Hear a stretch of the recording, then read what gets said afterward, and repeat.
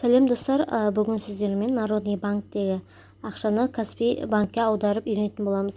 Ол үшін Play Market'тен біз Народныйдың приложениесін скачать ететін боламыз. Міне, менде бұрын алынған, сондықтан открыть басып кіре беремін. Міне, мен кірдім. Енді мына жерде мынау менің түскен суммам. Ең астыңғы төменде переводи батырмасын басамыз. Енді мына жерде мына карту таңдаймыз, өйткені бізге басқа карточка аударайын деп отыр.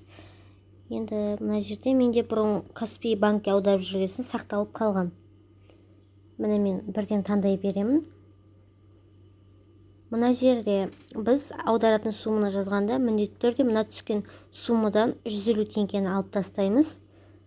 150 теңгені алып тастаймыз. Мысалы, мен қазір теремін.